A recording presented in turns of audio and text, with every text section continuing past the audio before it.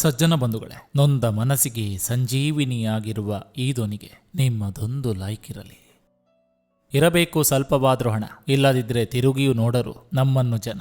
ನೀನು ಕಳೆದು ಹೋದರೂ ಇತಿಹಾಸವು ನಿನ್ನನ್ನು ಗೌರವಿಸುವಂತೆ ಬಾಳಿ ಹೋಗು.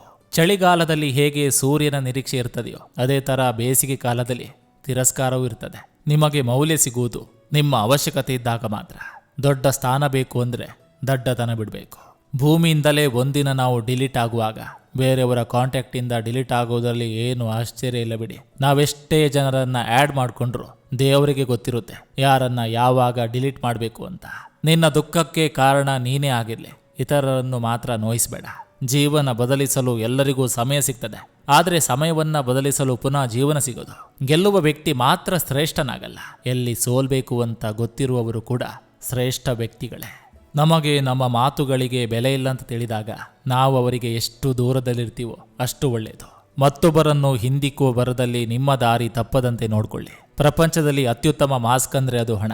ಎಲ್ಲರ ಬಾಯನ್ನು ಮುಚ್ಚಿಸಿ ಬಿಡ್ತದೆ. ಹೇಳಿಕೊಟ್ಟ ಮಾತು, ಕಟ್ಟಿಕೊಟ್ಟ ಬುತ್ತಿ ಬಹಳ ಕಾಲ ಉಳಿಯದು. ಅದರ ಭರವಸೆಯಲ್ಲಿ ಕಾಲ ತಳ್ಳಬೇಡಿ.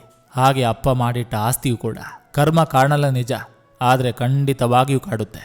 ಜೀವನದಲ್ಲಿ ನಂಬಿಕೆ ಅನ್ನೋದು ಅತಿ ಮುಖ್ಯ, ಆದರೆ ಯಾರನ್ನ ನಂಬಬೇಕು ಅನ್ನೋದೇ ಯಕ್ಷ ಪ್ರಶ್ನೆ.